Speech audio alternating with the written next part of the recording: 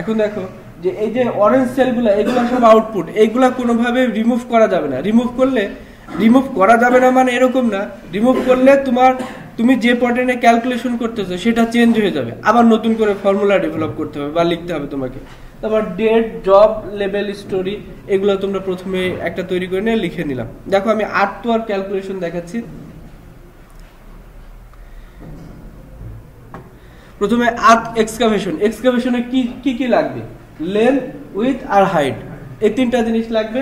এইভাবে তুমি প্রথমে ভেরিয়েবল করে লিখলা। এই ক্রসগুলো দেওয়ার উদ্দেশ্য হচ্ছে ভলিউম পাওয়া যায় তিনটার মাল্টিপ্লিকেশন থেকে, ঠিক আছে।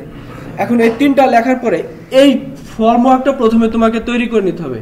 এখানে দেখো একটা জিনিস আছে সেকশন মানে ধরো একটা সেকশন থেকে আরেকটা সেকশনের নেম দিয়ে ডিফারেন্ট ওয়েতে লেখা, ঠিক আছে। প্ল্যানে সব জায়গায় কিন্তু এক্সক্যাভেশন করার দরকার হবে না, আবার কোনো জায়গায় কম বেশি দরকার হবে, সেই জন্য তুমি আলাদা আলাদা সেকশনে লিখবা, ঠিক আছে।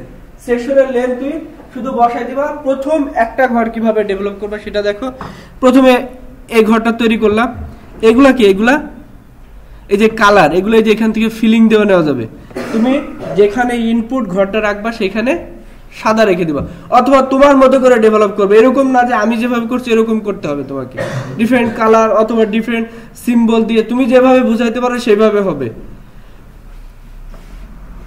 তারপরে দেখো লেন্থ লিখছে, উইথ লিখছে, হাইট লিখছে আর ভলিউম, এই তিনটার এইখানে আসে। এবার এই তিনটার মাল্টিপ্লিকেশন, ভলিউম আমি ইউনিটগুলো লিখে দিছি। রেট তুমি কিউবিক মানে পার মিটারেও নিতে পারো, মানে এসআই ইউনিট, এফপিআই এসইও নিতে পারো। এই বইয়ের দুইটারই রেট পাওয়া যাবে, আমি তোমাদের দিয়ে দেব। এখন আমাদের কাজ হবে প্রথমে এস্টিমেটিংটা করা, রেটের ব্যাপারটা আসবো পরে।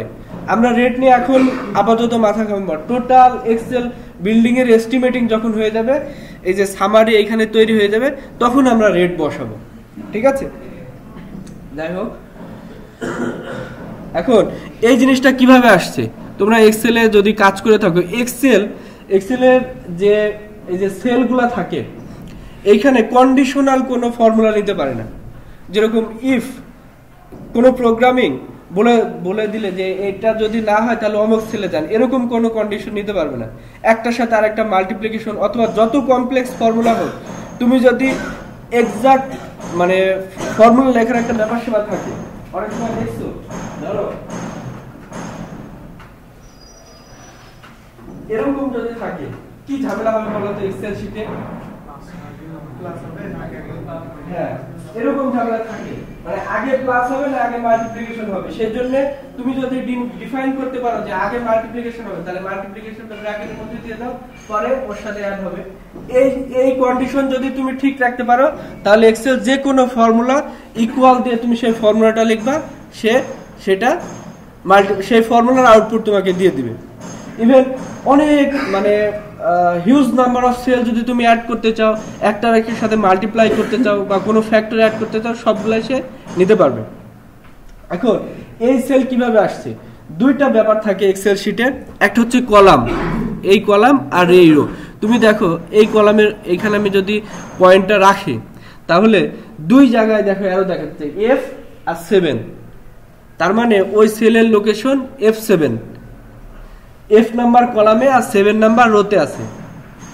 এই জিনিসটা ইম্পর্টেন্ট। তুমি যখন স্পেসিফিক কোনো একটা সেলকে অন্য কোনো স্থানে, ধরো তুমি এক্সকাভেশনের আউটপুট বা কোনো একটা প্রোডাক্ট নিতে চাও, সেক্ষেত্রে তোমাকে এর লোকেশনটা ফিক্সড করে দিতে হবে, মানে বলে দিতে হবে যে অমুক নাম্বার সেলে গিয়ে তুমি ওই ডেটাটা নাও, অথবা ওর থেকে কিছু বাদ দাও বা মাল্টিপ্লাই করো অথবা ফর্মুলাতে নাও। এই জিনিসটা আমাদের জানতে হবে। লোকেশন অফ সেল জেনে গেলাম। দেখো এটা কিভাবে আসছে, ফর্মুলা ডেভেলপ করার আগে এক্সেল শিটে যদি দেখো এখানে যদি আমি এই সমান সমান সাইনটা উঠাই দিই, কিছুই আসবে না। প্রথমটা দেখো, মানে তুমি যদি প্রোডাক্ট নিতে চাও বা আউটপুট নিতে চাও, তাহলে প্রথমে সমান দিয়ে শুরু করতে হবে। প্রোডাক্ট নিতে চাইলে যেরকম এই তিনটার মাল্টিপ্লিকেশন, তাহলে দেখো আমি ডিলিট করে দিচ্ছি। এটা কিভাবে লিখতে হবে, সমান দেখো C13। আরেকটা জিনিস করা যায়, কেউ এভাবে লিখতেও পারে, সমান দিয়ে লিখলো C13 ইন্টু মানে কিবোর্ড দিয়ে, তারপরে কত হবে E 13। দেখো যেখানে যেখানে তুমি লিখতেছো সেইগুলা সিলেক্ট হয়ে যাচ্ছে না। তারপরে ইনটু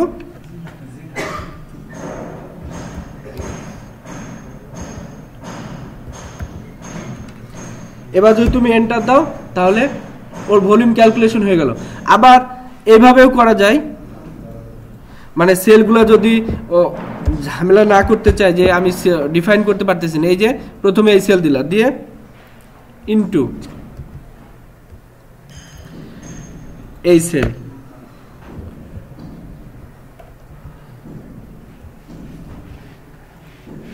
এন্টার। হ্যাঁ হ্যাঁ, বাকিগুলো কিভাবে আসবে সেটা দেখাচ্ছি। এবার এইগুলা ক্যালকুলেশন হয়ে গেল, ঠিক আছে। এবার দেখো প্রত্যেকটা এইগুলা আমি করতে যাচ্ছি কি এই সবগুলোর জন্যই সেম, মানে সবগুলা কি করবে সেই ক্ষেত্রে C14 তারপর E14 আর G14 এটার মানে মাল্টিপ্লিকেশন দিয়ে প্রোডাক্ট এখানে বসাবে। তুমি এই যে এইখানে একটা অ্যারো উঠতেছে দেখতেছো, এরকম প্লাস সাইন যখন আসবে তখন এই পর্যন্ত ধরে টান দাও, তাহলে এখন দেখো সবগুলার ক্যালকুলেশন হয়ে গেছে। তুমি যদি এখানে একটা ডেটা চেঞ্জ করো দিয়ে ট্যাব দাও, দেখো অটোমেটিক চেঞ্জ হয়ে যাচ্ছে। মানে আমি আন্দাজে বসাচ্ছি আর কি। দেখো CFT হয়ে গেছে, ঠিক আছে। ইভেন তুমি এই ঘরেও বসাইতে পারো,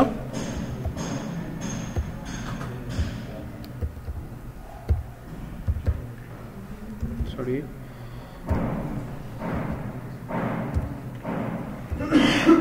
ঠিক আছে। তারপরে এখানে টোটাল ভলিউম বের করতে পারলে আমরা এই যে সামারিটা তৈরি করতে পারবো।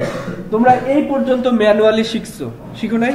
এক্সকাভেশনের ক্ষেত্রে শুধু এক্সকাভেশন না, স্যান্ড ফিলিং, তারপরে ব্রিক ওয়ার্ক, সিসি ওয়ার্ক, তারপরে টোটাল ব্রিক ক্যালকুলেশন সবগুলাই তোমরা এই পর্যন্ত শিখছো, এই জিনিসটা শিখো না।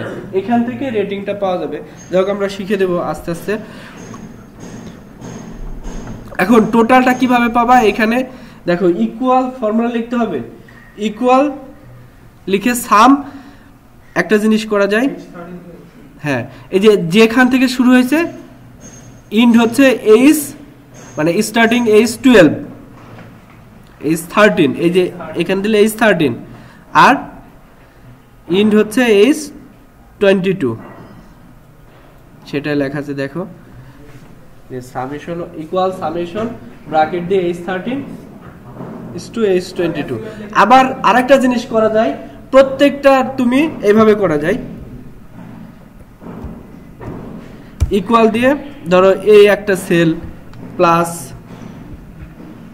এই সেল প্লাস এই সেল, এইভাবে তুমি করতে পারো। সবগুলা সেল যোগ করে দিলা। যদি সবগুলা সেল যোগ করতে হয় সেক্ষেত্রে ওই যে সামেশন ব্র্যাকেট দিয়ে প্রথম সেল আর লাস্টের সেল, তার মানে মধ্যবর্তী সব সেল যোগ হবে, এটা লেখাই ভালো।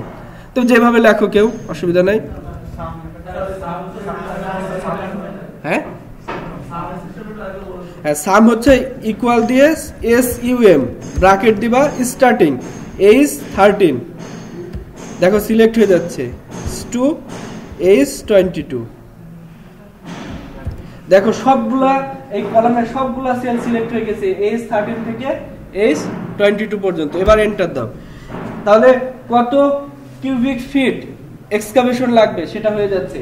এখন তোমার কাজ হবে এখানে শুধু সেকশনগুলো দাও, লেন্থ উইডথ হাইট দাও। এটা কোত্থেকে পাবো? প্ল্যান থেকে, এবং এটা তোমরা ম্যানুয়ালি শিখছো। এই কাজটা তোমাদের ক্যালকুলেশন করতে হবে। বাকি সামারির জন্য অল্প একটু জায়গা রেখে দিতে হবে, এটা আমরা পরে করাবো। তারপর আমি দেখাই দিচ্ছি। দেখো এইখানে বলা আছে যে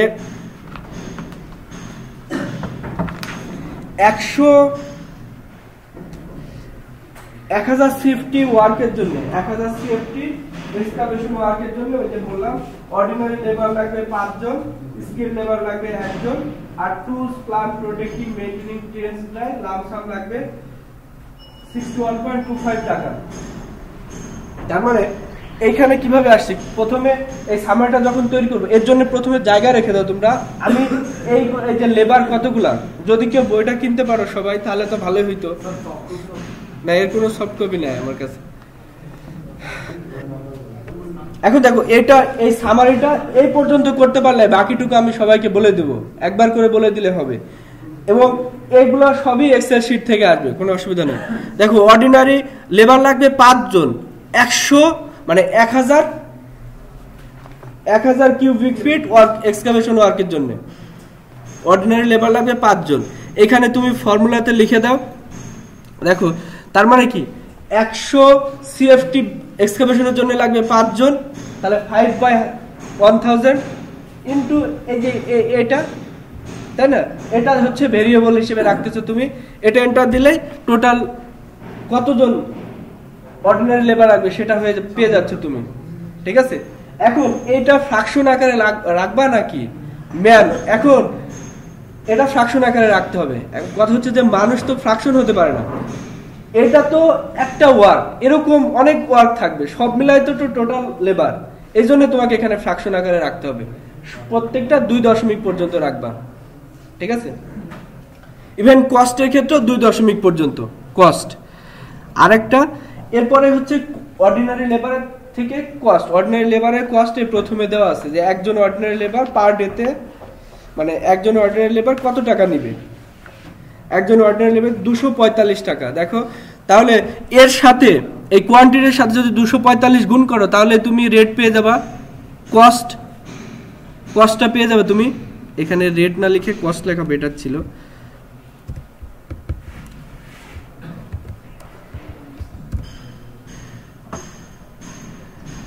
এখন দেখো এই যে এই সেলের সাথে যদি 245 গুণ করি তাহলে আমি কস্টটা পেয়ে যাব, তাই না? এই যে কস্ট পেয়ে গেলাম। এখানে 2 দশমিক পর্যন্ত, এই যে সেলের পরে দশমিক নাম্বার কমানো বাড়ানো যায়, দেখো আরো দেখতে পাচ্ছ, এখান থেকে আমরা 2 দশমিক পর্যন্ত রাখবো সব সময়। আর স্কিল লেবার লাগবে 1000 সিএফটি এক্সকাভেশন ওয়ার্কের জন্য স্কিল লেবার লাগবে 1 জন। সেই ক্ষেত্রে তাহলে কি 1/1000 ইনটু এত সিএফটি, এটা গুণ করলে হয় 5.14 এবং এর রেট হচ্ছে 303 টাকা। 303 টাকা, তাহলে টোটাল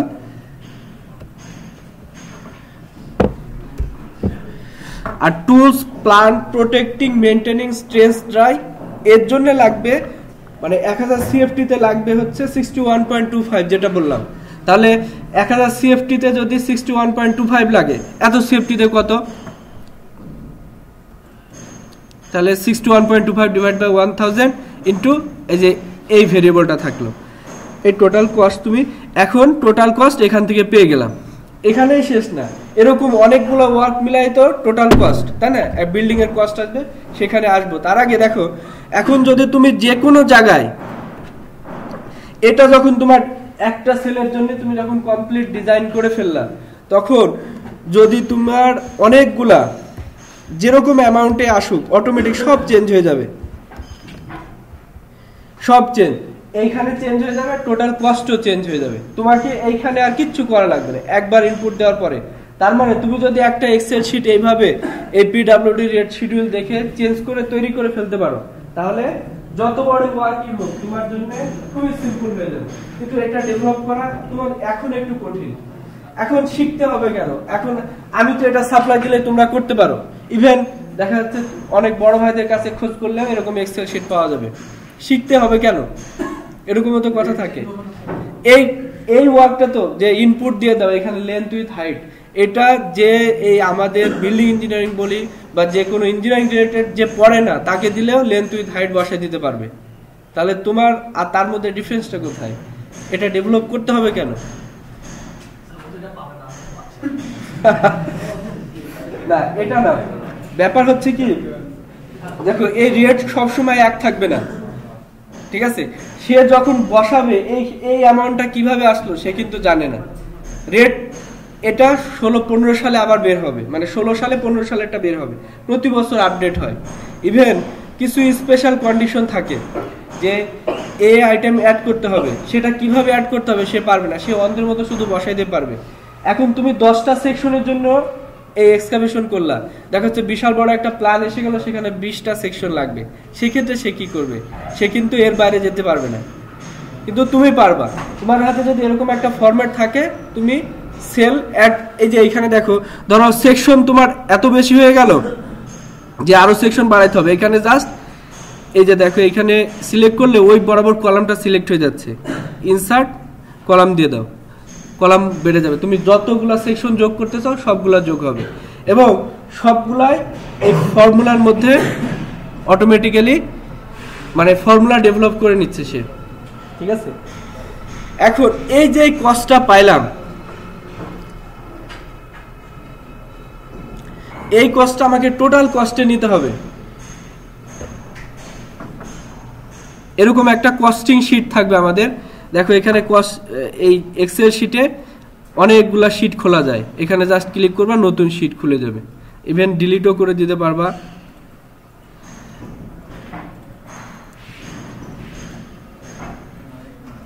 তারপরে রিনেম করে রাখা যায়, এটা যেরকম আমরা এটার নাম দিয়েছি কস্টিং শিট। তো এক্সকাভেশন, আমরা এক্সকাভেশনটা দেখলাম, এক্সকাভেশনে কত টাকা লাগবে সেটা তোমার এটাতে অ্যাবস্ট্রাক্ট অফ এস্টিমেটেড কস্ট, আমি এখানে আসলে দেখতে পারবো। শুধু যদি আমি কস্টিং শিটে যাই তাহলে শুধু আমি দেখবো যে এক্সকাভেশনের জন্য এত টাকা লাগবে, অনেক বেশি অ্যাড করা হয়ে গেছে, নাম্বারই পড়া যাচ্ছে না, যাই হোক এত টাকা লাগবে, তাহলে আমি দেখতে পারবো। তারপরে স্যান্ড ফিলিং এর জন্য কত টাকা লাগবে। এখন এই টাকাটা কিভাবে নিয়ে আসবো আমি, এই টাকাটা কোনটা, এটা এই যে এটা, তাই না, এই যে এখানে ক্লিক করো,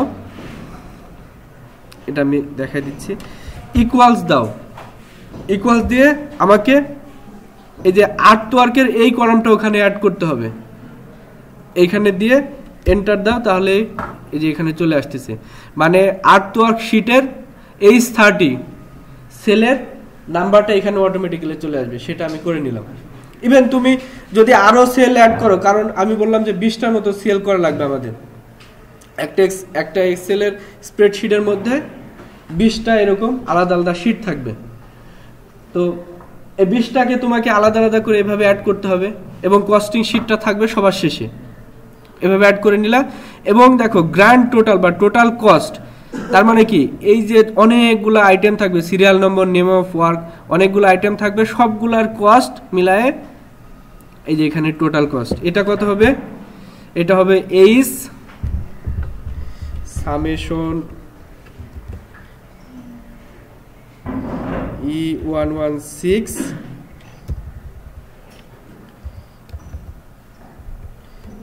to E4 সম্ভবত, আমরা দেখে আসি, হ্যাঁ E4,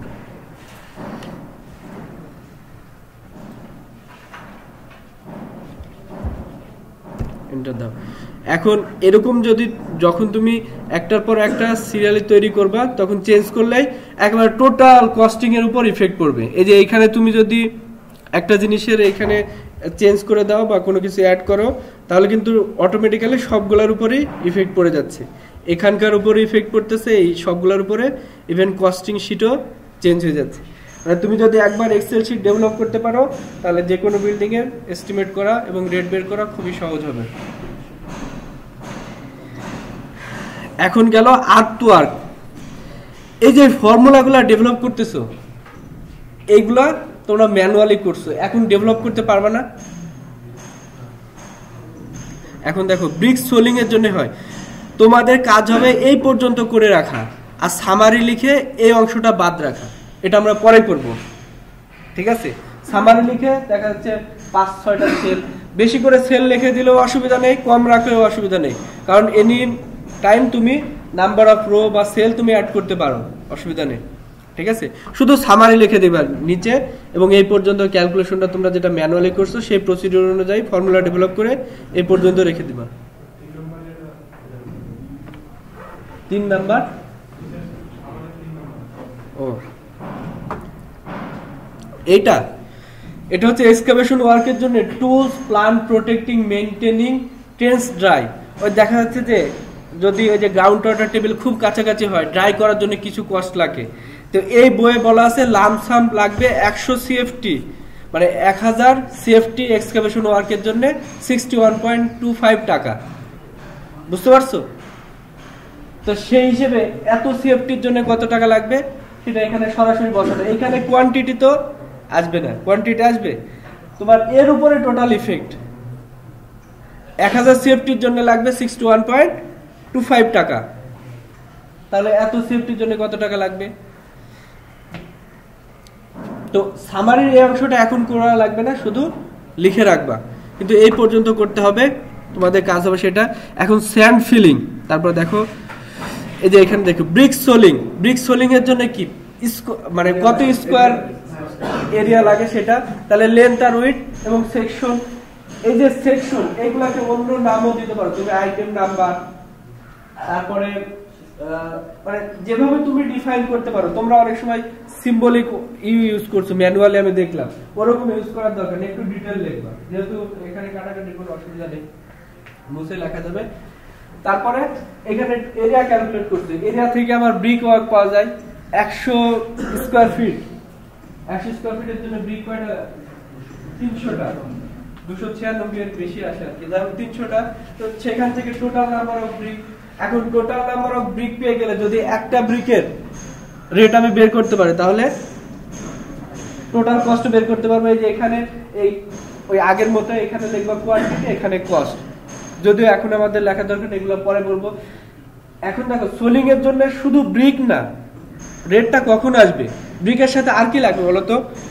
কনস্ট্রাকশন ওয়ার্ক করতে গেলে 3 ধরনের কস্টিং আসে। এক হচ্ছে ম্যাটেরিয়ালস, তারপরে ইকুইপমেন্ট, লেবার। একটা হচ্ছে ম্যাটেরিয়ালস, ইকুইপমেন্ট বা টুলস। ইকুইপমেন্ট বলতে বড় বড় জিনিসগুলো বোঝায়, ইকুইপমেন্ট অবলিক টুলস, আর লেবার। তো এই ব্রিক পালা এর সাথে কিন্তু কতগুলা লেবার লাগবে, বিভিন্ন টাইপের লেবার এবং টুলস লাগবে, সেটাও এখানে সামারির মধ্যে আছে। তোমাদের কাজ হবে এই পর্যন্ত ক্যালকুলেশন করা। তাহলে দেখো যতগুলা ম্যানুয়াল ক্যালকুলেশন করছো সবগুলোর জন্য এইভাবে এক্সেল শিট এখন বসে বসে তৈরি করা শুরু করে দাও। আর কোনো কোশ্চেন থাকলে আমাকে বলো।